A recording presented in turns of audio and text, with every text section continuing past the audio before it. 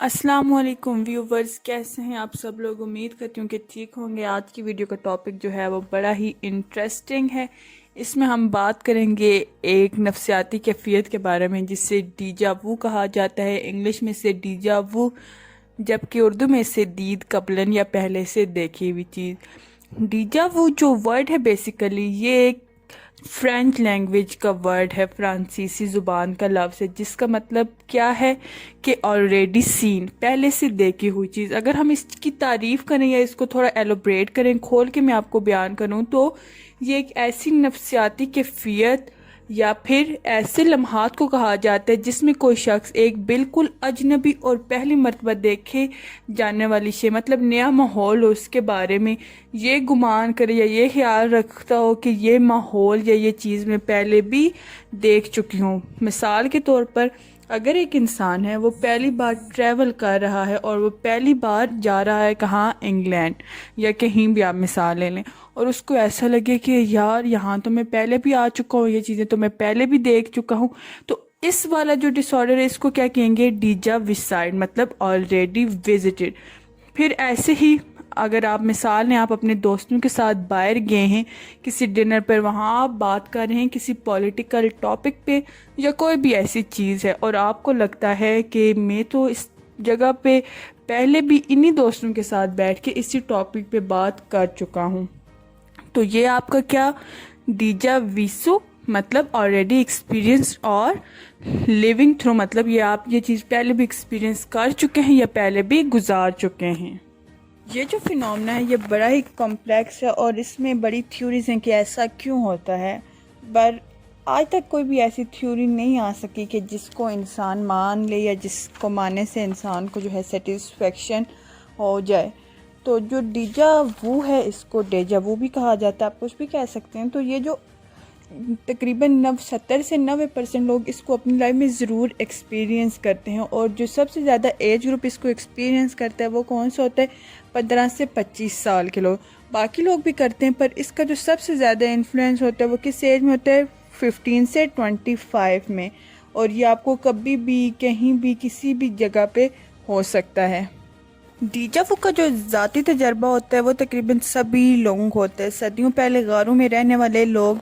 جتنا اس کے بارے میں بتا سکتے ہیں اتنا ہی ہم بھی بتا سکتے ہیں۔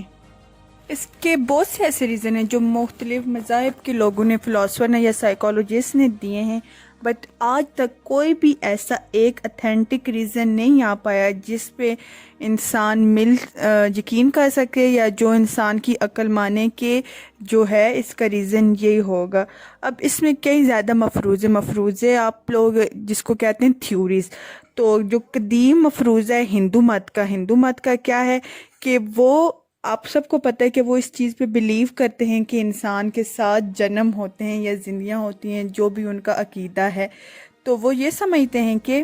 یہ ان کی کسی پہلی زندگی کی یادداشت ہے، جو کچھ ان کے ساتھ ہو رہا ہے یہ ان کے پچھلے جنم میں ہو چکا ہے۔ وہ کئی طرح سے جنم لے کے آتے ہیں، کبھی انسان، کبھی جانور، اس طرح کے ان کے بلیوز ہیں۔ اور مزے کی بات آپ کو میں یہ بتاتی چلوں کہ یہ جو ان کی لائف فلاسفیز ہیں کہ ان کے جو جنم ہیں وہ سارے اسی ڈیجا وو فینومنا پہ کھڑے ہیں۔ وہ اس کی جو ایک دلیل دیتے ہیں وہ اس سے بھی دیتے ہیں کہ جو کچھ ہم یہ ایکسپیرینس کر رہے ہیں ہمارے ساتھ پہلے ہو چکا ہے۔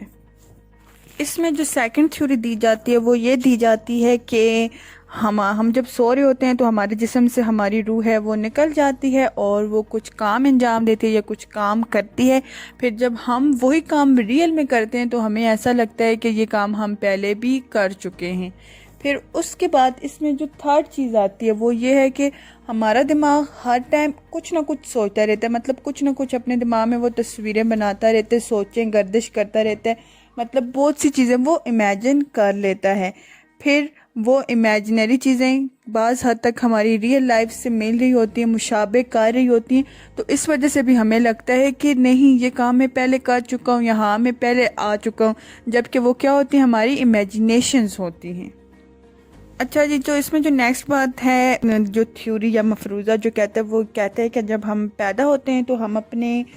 ماں باپ پہ جاتے ہیں، ہمارے جسم کے کچھ حصے یا ہمارا چہرہ اپنے ماں باپ پہ جاتے ہیں۔ اسی طرح کہتے ہیں کہ ان کی کچھ یادیں بھی ہمیں آ جاتی ہیں. پھر وہ چیزیں جو ہمارے ماں باپ کے ساتھ ہوئی ہوتی ہیں جب وہ ہمارے ساتھ ہوتی ہیں تو ہمیں لگتا ہے کہ ایسا ہمارے ساتھ بھی ہو چکا ہے. جو ہمارا 5th ون مفروضہ کہہ لیں آپ, اس میں کیا کہا جاتا ہے کہ ہمارے دماغ کی رگ ہوتی ہے جس کے دبنے سے ہمیں لگتا ہے کہ یہ کام ہم پہلے بھی کر چکے ہیں. مطلب جب وہ رگ دبے گی تب تک آپ جو کام کر رہے ہوں گے تو آپ کو لگے گا کہ یہ کام میں پہلے کر چکا ہوں, یا اس رگ میں کوئی کھچاؤ آئے گا تب بھی آپ کو لگے گا. ان شارٹ, جب بھی اس رگ کے ساتھ کوئی چینجز آئیں گی, چاہے وہ دبنے ہوگی چاہے وہ کھینچنے ہوگی, تو تب آپ کو کیا لگے گا کہ یہ کام آپ پہلے سے کر چکے ہیں, یہ کام آپ نے کیا ہوا ہے. ماہر نفسیات فرائڈ کہتے ہیں کہ جب ہم سو جاتے ہیں تو ہم کچھ ایسے خواب دیکھتے ہیں جو ہمارے مائنڈ میں, ہمارے لاشعور میں محفوظ ہو جاتے ہیں مگر ہمیں یاد نہیں رہتے. پھر جب ہمارے ساتھ ایسے واقعات ہوتے ہیں یا اس سے ملتی جلتی چیزیں ہوتی ہیں, اس سے ملتے جلتے کام ہوتے ہیں, تو ہمیں ایسے محسوس ہوتا ہے کہ یہ کام ہم پہلے بھی کر چکے ہیں.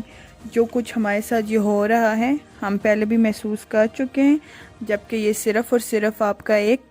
خواب ہوتا ہے جو آپ کے لاشعور میں محفوظ ہو رہا ہوتا ہے اور آپ کو ایسی سوچ دے رہا ہوتا ہے.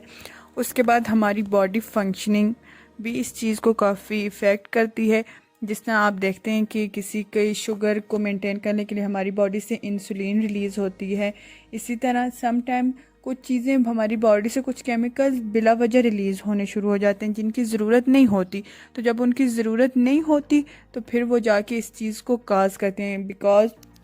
جو چیز آپ کی ضرورت ہی نہیں ہے وہ کوئی نہ کوئی تو آپ کے لیے ایسی چیز کاز کرے گی ہی جو آپ کے لیے اچھی نہیں ہے, تو وہ آپ کو کیا اس طرح کے خیالات دیتی ہے. مگر اس سارے میں یہ بات ہے کہ جس کو جیسا لگا اس نے ویسا ہی کہہ ڈالا. اب ہر کسی کی بات پہ سوال اٹھا سکتے ہیں, ہر کسی سے آپ کویسچن کر سکتے ہیں, کیونکہ اس پہ کوئی بھی ایک ایسی اتھینٹک دلیل نہیں ہے, کوئی بھی اتھینٹک سٹڈیز نہیں ہیں. یہ کسی بھی قسم کی کوئی پرانی یاد نہیں ہوتی. اچھا, سم ٹائمز ایسا بھی کہا جاتا ہے کہ اگر آپ کوئی کام کر رہے ہو تو آپ کا دماغ ایک دم سے نا مطلب کوئک سائنیپسز پروڈیوس کرتا ہے. سائنیپسز آسان لفظوں میں کہہ لو کہ ایک ہی دم وہ ایسی فنکشننگ کرتے کہ آپ اگلے لمحے میں پہنچ جاتے ہو, یا آپ کو تھوڑی سی ایسی جھلک آ جاتی ہے کہ اس کے بعد آگے کیا ہونے والا ہے. ہر کسی کے ساتھ ایسا ہوتا ہے, آپ کے ساتھ بھی ایسا ہوتا ہوگا کہ آپ کوئی کام کر رہے ہو یا کوئی دیکھ رہے ہو تو آپ کے مائنڈ میں ایک دم سے ایک کوئک رسپانس آنا شروع ہو جاتا ہے کہ اب اس کے بعد دیکھنا یہ ہوگا, اور ویسا ہی ہوتا ہے. تو یہ کیا ہوتا ہے, یہ ہمارے مائنڈ کی فنکشن ہوتی ہے. سم ٹائم وہ کوئک رسپانس کر دیتی ہے اور ہمیں اگلے لمحے جو ہمارے ساتھ ہونے والا ہوتا ہے تو ہمیں ایسا لگتا ہے کہ نہیں یہ ہمارے ساتھ پہلے سے ہو چکا ہے. بہرحال یہ ایک ایسی چیز ہے جس کے لیے بہت زیادہ ٹائم چاہیے,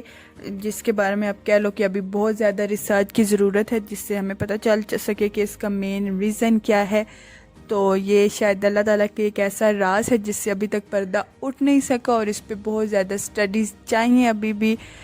تو آپ کا اگر کوئی کویسچن ہے تو آپ کامنٹ سیکشن میں پوچھیں. کچھ چیزیں اگر میں نہیں بول پائی یا میں نہیں ہائی لائٹ کر پائی, آپ کے ذہن میں کوئی سوال آتا ہے تو آپ مجھے پوچھیں تو میں آپ کا رپلائی کروں گی. ویڈیو دیکھنے کے لیے شکریہ, اور اگر پسند آئی تو اپنی فرینڈز اینڈ فیملی کے ساتھ بھی شیئر کر دیجیے. تھینک یو سو مچ. اللہ حافظ. اپنی دعاؤں میں ہمیشہ یاد رکھیے گا.